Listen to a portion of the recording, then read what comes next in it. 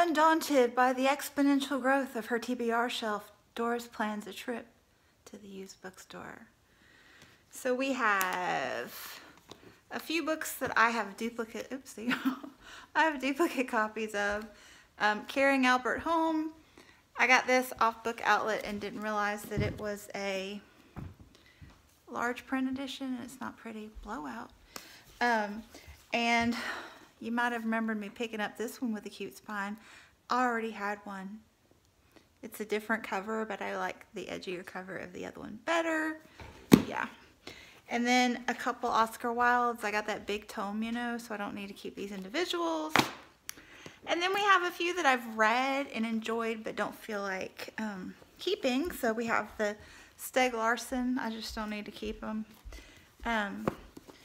The Hearts We Sold, which is a YA that I just don't want to keep. We Free Men.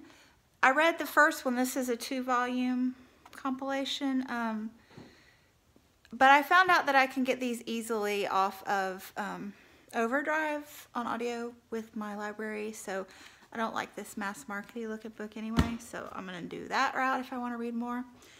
And then this book of Bees and Mists that I didn't really like at all needs to go. And then a couple that I haven't read. So this one I did flip through, but it's kind of fan fiction-y, and I would rather just read about his life. It was Neil Gaiman, by the way.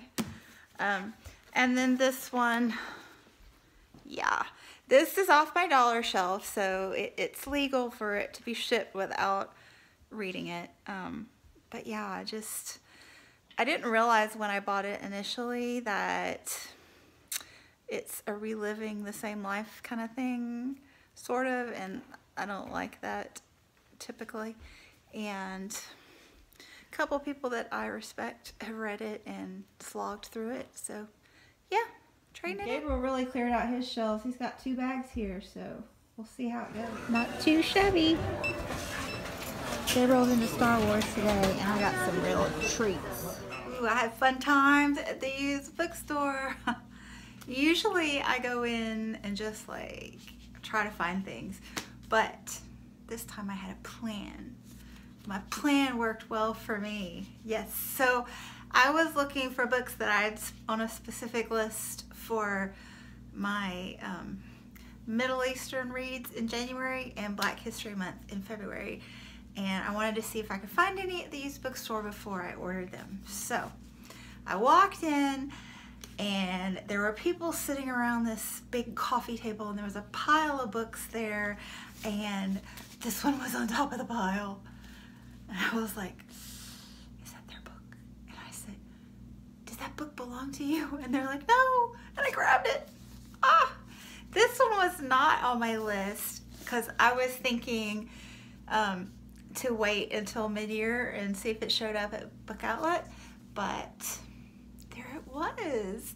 And this is not a cheat because Tahira Mafi is an Iranian-American author, so this is perfect for January. So I'm going to go ahead and read Furthermore and Witchwood in January probably. And then I went to the literary fiction, which is my go-to aisle, and I was kind of disappointed. Things didn't go really well there for me. I did find a mass market copy of Uncle Tom's Cabin, and I did find a mass market copy of James Baldwin's Go Tell It on the Mountain, and I did find, you might as well call it a mass market copy of Zora Neale Hurston's Their Eyes Were Watching God with the gaudy Oprah circle. I hate it when she does that. But anyway, so I found those at really great prices. They were just like $2 or $3.50 each. But that's all I found there. And I knew I wasn't going to find several of the books because they were new releases. So then I went to the little new release shelf to see if any of them might be there. And they were not. But I happened to notice Home Fire, which is a book that I have seen go around BookTube like wildfire this year, and hadn't really taken time to see if I was interested in it or not. But I checked it out, and Camilla Shamsi is a Pakistani author. She writes in English. I guess she lives in the States as well. But yeah, I'm super excited. So this will work for me in January as well. So there was that. And then I went to the nonfiction area to see if I could find any more from my list there. And I found a section called African American Studies. And in African American Studies, I found The Sisters Are Alright, Changing the Broken Narrative of Black Women in America by Tamara Winfrey Harris. And I saw this, Mel read this recently from Mel's Bookland Adventures and really liked it. So I was pretty excited to find this because I actually had it in my cart at Amazon for 13 bucks and found it for 8, so it saved me a little there.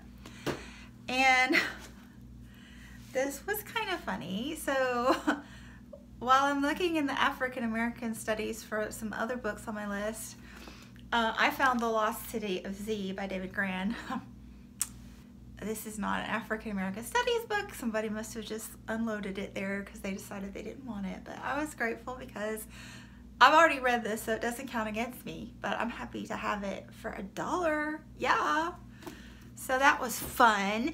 And then as I was looking at African American Studies, out of the corner of my eye, I noticed this other book in the next section, which was Urban and Rural Studies, and it was Evicted, Poverty and Profit in the American City by Matthew Desmond. And I've seen this one several times recently too. People are really talking about it well. And this is set in Milwaukee, and it's a study by a Harvard sociologist. And apparently he lived in a predominantly white trailer park in the south of Milwaukee for 4 months one summer, and then lived in the inner city, predominantly African American area for 9 months the following year. So apparently Milwaukee is one of the most segregated cities in the United States, so this will be very interesting to read. And then I went and checked out the biographies because I was looking for the We Were 8 Years in Power and My Jimmy Carter's, and I didn't find We Were 8 Years in Power, but I did find My Jimmy Carter, and I'm so pumped about this. OMG. 75 cents! And this was a runner-up for the Pulitzer a few years ago. Yeah, I'm totally stoked about this one, yeah. And I had this in my cart for $9.80, so I saved like $9 because that was the one I was definitely gonna buy. And then I couldn't resist. There was a true crime section in the nonfiction, and so I just went to check if it was there, and it was. So I got Devil in the White City. So this one is a cheat, but one cheat out of 1, 2, 3, 4, 5, 6, 7, 8, 9, 10 is pretty good. So I'm very pleased with my purchases today, and they're part of the plan. So yeah.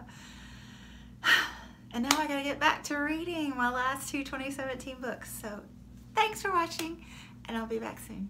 Bye.